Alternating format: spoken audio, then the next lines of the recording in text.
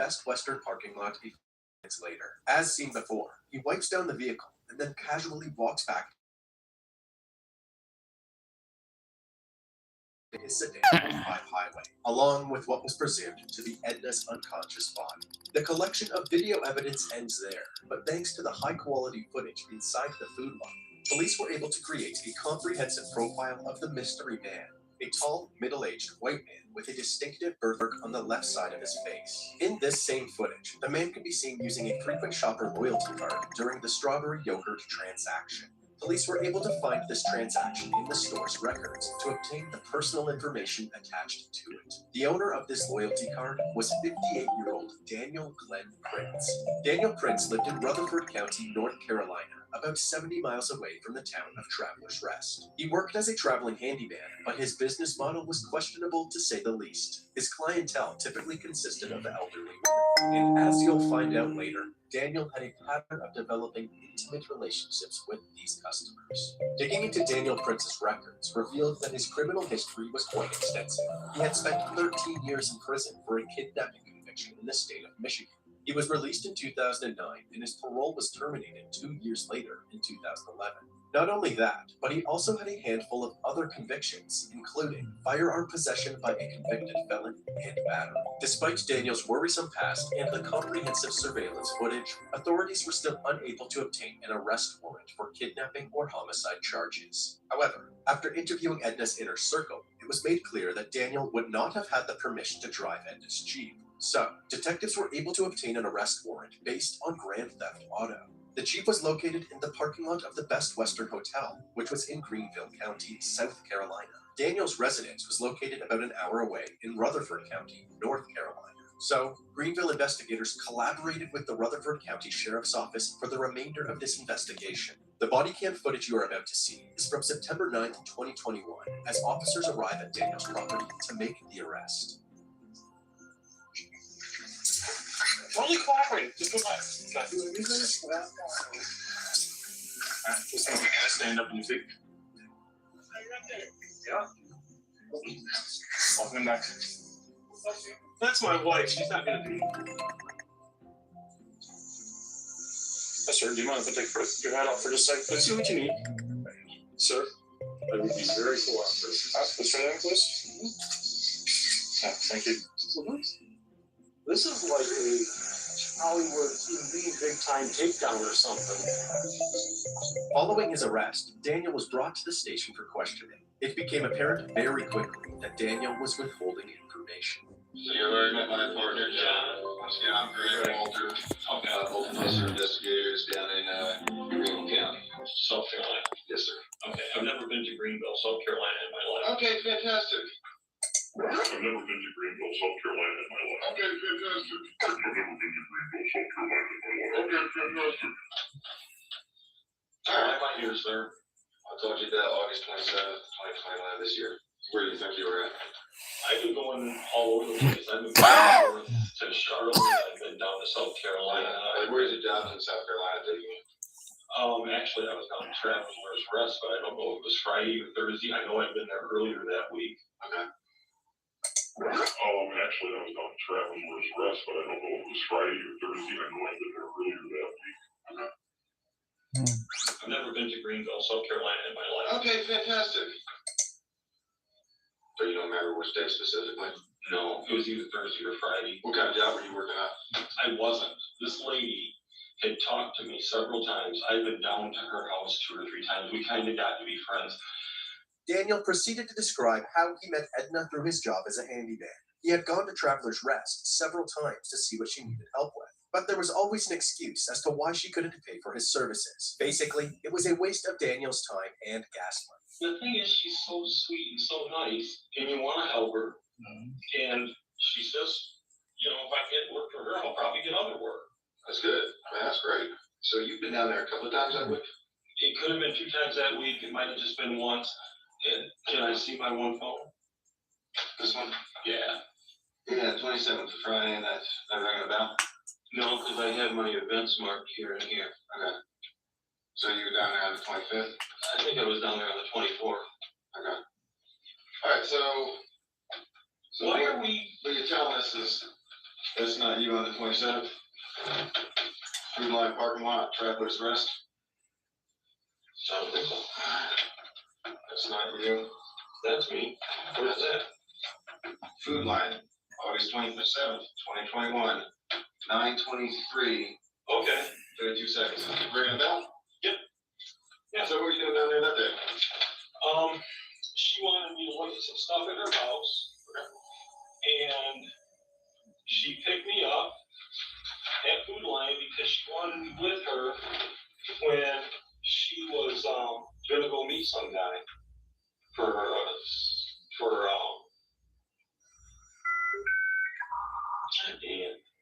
private investigator. Okay, yeah, tell us about that.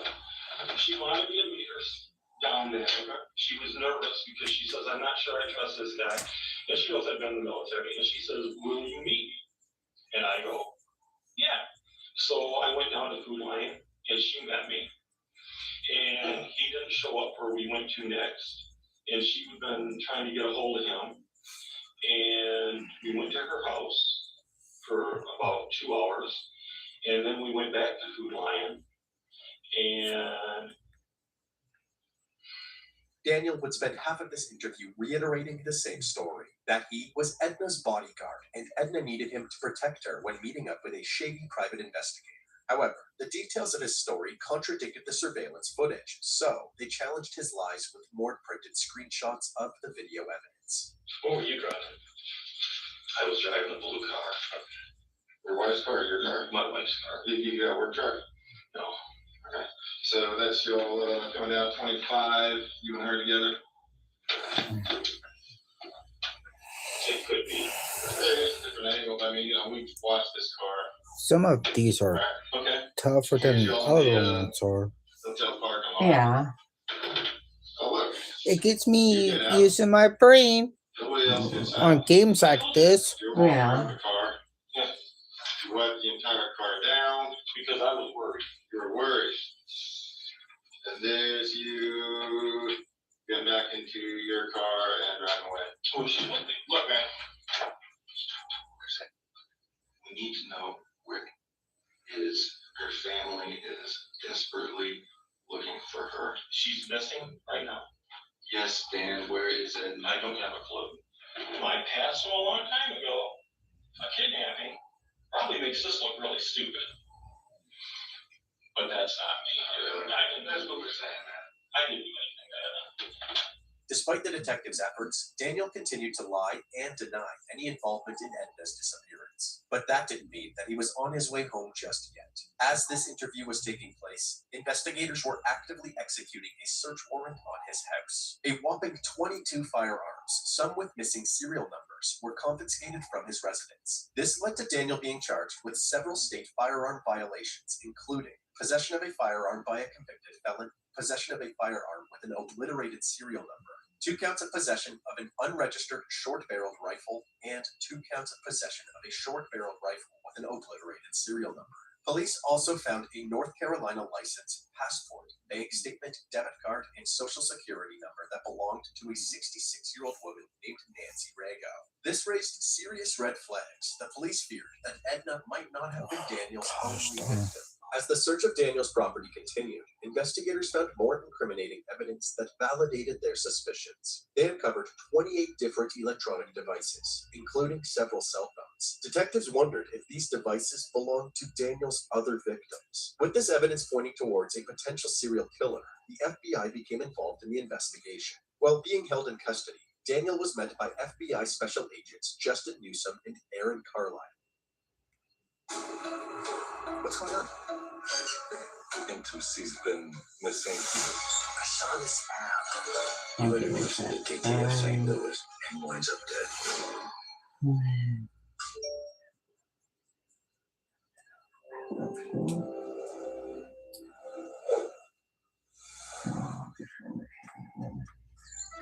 With Penn Foster High School, the park becomes your classroom. Longer time becomes study time. You can earn your accredited diploma online on your terms. Learn more and enroll anytime online at pennfoster.edu. To find out who's better at Monopoly Go and who the puppies like more. That's right, puppies and Monopoly Go. You're going to help us play Monopoly Go? This is serious.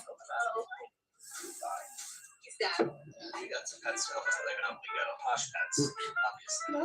Hello, how are you? Oh my god, I just spoke to a dog sitter who told us it was maybe gonna be the winner. It sounds like it was gonna be me. She's really excited about it.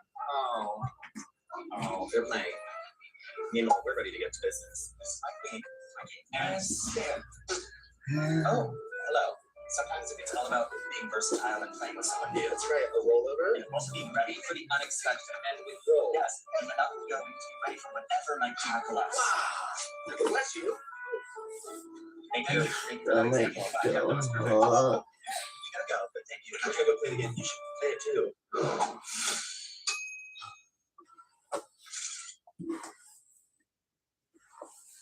Hey, sir, how are you? Good. Hey, how are you? I'm good. Thank you very much. Yes, sir. Okay. All I'm here today is just trying to sort things out. I'll sort things out. Okay, right. And I want to make sure things are kind of, everything's looked at, needs to be looked at. So you're probably one of the better people that can help me figure out what these things are. Okay. I just finished this.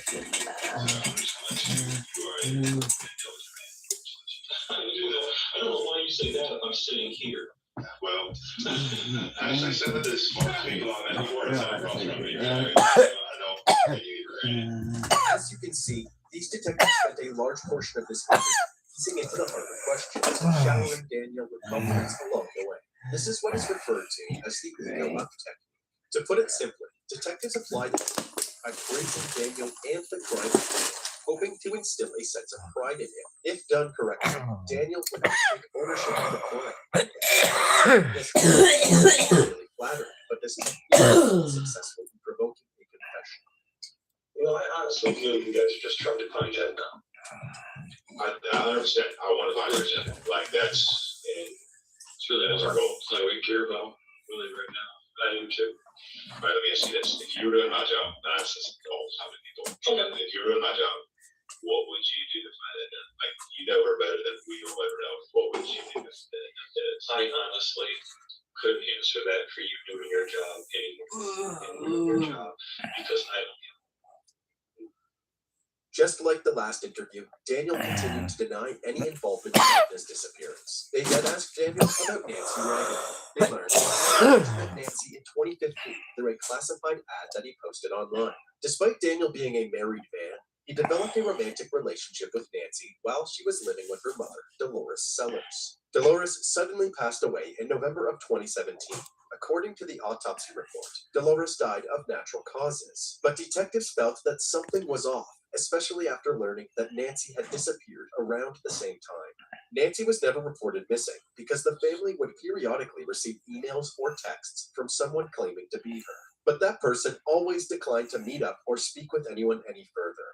According to Daniel, he was listed as having power of attorney over Nancy's bank account, which continued to receive Social Security deposits and had transactions almost every day since she went missing. Authorities theorized that Daniel had kidnapped Nancy, gained access to her finances, and was actively using her debit card. But at this point, that's all this was in theory. So they wrapped up Daniel's second interview and continued with their investigation. Over the next few days, the electronic devices found at Daniel's home were analyzed, and law enforcement determined that some of these devices belonged to Nancy, Dolores, and Edna. They also found a phone that belonged to a Florida woman named Lee Goodman. Investigators learned that Lee and Daniel had met in September of 2018. Using information from Lee's cell phone, investigators determined that Lee had disappeared within days of meeting Daniel. However, the exact circumstances surrounding her disappearance remained a mystery, as her body was never found. Investigators used Nancy and Lee's disappearances as a means to obtain a second search warrant of Daniel's home. And on September 23rd, 2021, the search was executed. Investigators found partially full pill bottles prescribed to Nancy. The medications included cyclobenzaprine, tramadol, and lorazepam. They also found a white bag containing various items: zip ties, a taser, lubricant, and crushed pills in a sandwich bag labeled Ativan. Throughout this investigation, Daniel's wife was in the process of preparing to sell their North Carolina home. Part of this process included enlisting her friends to help tidy up the property. On October 9th, 2021, One of these friends stumbled upon a bee box approximately 75 yards from the home, in an area mostly surrounded by trees. Inside the box was a handful of personal items that seemed related to the ongoing investigation. So, they decided to notify the Rutherford County Sheriff's Office of this discovery. A third search warrant was issued, and the bee box was inspected by authorities. Inside the box was a woman's purse, rope, more zip ties, medication, an empty yogurt container, and keys for a Jeep Grand Cherokee.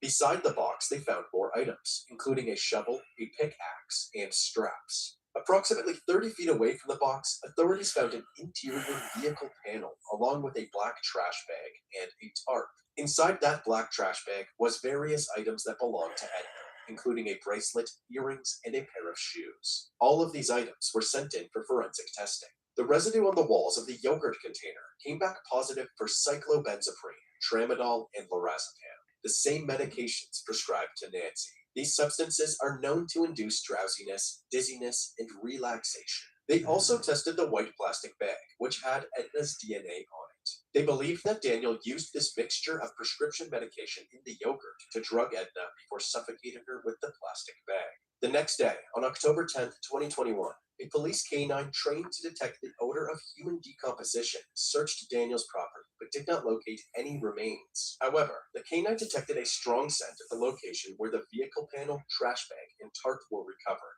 On October 13th, 2021, the FBI confronted Daniel yet again, this time armed with a mountain of evidence. To their surprise, Daniel was now ready to cooperate. According to court documents, before the interview began, Daniel said that he wanted to fully disclose his sins, and stated that he knew he would likely spend the rest of his life in prison. There are things that have to happen, and there are things that are going to happen. And I'm a realist, and I have acceptance of this. I would like a little bit of control in how they happen.